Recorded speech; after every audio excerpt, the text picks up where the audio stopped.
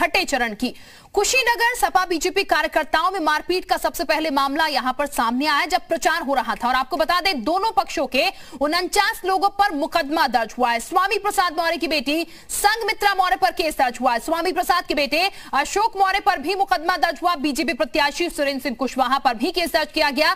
BJP के block प्रमुख वशिष्ठ राय उर्फ गुड्डू राय पर भी मुकदमा दर्ज हुआ। इसके अलावा रोड शो के दौरान सपा बीजेपी कार्यकर्ताओं में मारपीट हुई थी। सपा प्रत्याशी स्वामी प्रसाद मौर्य के समर्थकों की गाड़ियों में तोड़फोड़ का आरोप लगा। ये तस्वीरें भी हम आपको दिखा रहे हैं। आप ये देख सकते हैं किस तरीके से तोड़फोड़ हुई। हमने वो तस्वीरें सुबह भी आपको दिखाई थी, किस तरीके से गाड़ियां जो है वो टूटी हुई थी और पत्थर से ये जो वार है इस काफिले पर किया गया था। जब स्वामी प्रसाद मौर्य जो है वो इस काफिले में मौजूद यानी कि प्रचार के लिए निकले थे। और आरोप यहां पर संघमित्रा मौर्य जो कि स्वामी प्रसाद मौर्य की बेटी, उन्होंने ये लगाया बीजेपी कार्यकर्ताओं ने यहां पर ये तोड़फोड़ की है। और अब दोनों पक्षों में आपको बता दें, दोनों पक्षों के 49 लोगों पर मुकदमा दर्ज कर दिया गया, जिसमें स्वामी प्रसाद मौर्य की बेटी संघमित्रा मौर्य पर भी केस दर्ज हो चुका है। स्वामी प्रसाद मौर्य के बेटे अशोक मौर्य पर भी मुकदमा दर्ज हुआ। बीजेपी प्रत्याशी सुरेंद्र सिंह कुशवाहा पर केस दर्ज कर दिया गया। बीजेपी के ब्लॉक प्रमुख वशिष्ठ राय उर्फ गुड्डू राय पर भी मुकदमा दर्ज हुआ है। रोड शो के दौरान ये पूरी घटना देखने को मिली थी और कैसे पत्थर जो है बरसाए गए थे गाड़ियों पर, उसकी ये तस्वीरें सामने निकल के आई हैं। जिसके बाद अब इस पूरे मामले में जांच चल रही है। मुकदमा 49 लोगों के खिलाफ दर्ज कर दिया गया है। बीजेपी प्रत्याशी के खिलाफ भी मुकदमा दर्ज हुआ है और इसके साथ ही स्वामी प्रसाद मौर्य की बेटी और बेटे के खिलाफ भी मुकदमा दर्ज कर लिया गया है। पवन इस वक्त हमारे साथ ज्यादा जानकारी के साथ जुड़ चुके हैं। पवन, ये जो पूरा घटनाक्रम हुआ है, जिस तरीके से पत्थरबाजी हुई है, कहा जा रहा है 49 लोगों के खिलाफ दोनों पक्षों में ही मामला दर्ज कर दिया गया है। क्या कार्रवाई आगे की जा रही है? देखिए, चुनाव आयोग है और चुनाव आयोग इस पूरे मामले को काफी गंभीरता से ले रहा है।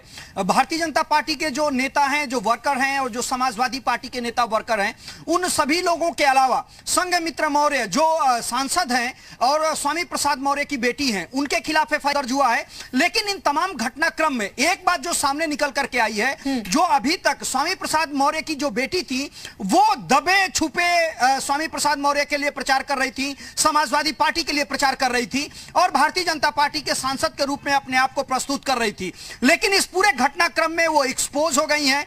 ये सबके सामने आ गया कि वो किस तरीके से भारतीय जनता पार्टी के सांसद रहते हुए स्वामी प्रसाद मौर्य के साथ थी और लगातार इस बात का खंडन वो करती रही कि वो स्वामी प्रसाद मौर्य के साथ नहीं है, कि वो उनकी पुत्री हैं लेकिन वो भारतीय जनता पार्टी के साथ हैं। इस घटनाक्रम में उनका चेहरा सामने आया है। अब चुनाव आयोग इस पूरे मामले को गंभीरता से लेकर के एफआईआर दर्ज कराने का काम किया है। अब जो लोग भी इसमें, चाहे वो फुटेज के जरिए तलाश किए जा रहे हैं या जो लोग संदिग्ध हैं, उन सभी लोगों को चुनाव आयोग के इस एफआईआर के बाद उनको हिरासत में लिया जाएगा, उनसे पूछताछ किया जाएगा, गिरफ्तारी होगी और तमाम धाराओं में उनको जेल भी जाना पड़ सकता है। क्योंकि जो आदर्श आचार संहिता उसके खिलाफ ये पूरा मामला है, एक तरह से माहौल बिगाड़ने का प्रयास है। इसमें प्लस माइनस कौन है ये बाद में देखा जाएगा। क्या इसके पीछे कोई बड़ी साजिश थी? क्या पार्टी के जो नेता थे वो इस माहौल को गर्म कर चुनाव में फायदा लेने के लिए इस तरह के कृत्य को अंजाम देने का काम किए, या कौन लोग सबसे पहले इस घटना के पीछे प्लानिंग कर रहे थे या प्लानिंग करके इस घटना को अंजाम दिए? तमाम ऐसी बातें हैं जो बाद में पता चलेंगी। लेकिन इस घटना ने कई सारे तथ्य सामने निकाल करके रखे हैं। एक जो नेताओं की तल्खी है या यूं कहें कि संघमित्रा मौर्य का चेहरा तो कह सकते हैं सामने आ चुका है, जो अभी तक वो कह रही थी कि बीजेपी के साथ है लेकिन अपने पिता के साथ अल्टीमेटली वो नजर आ रही हैं।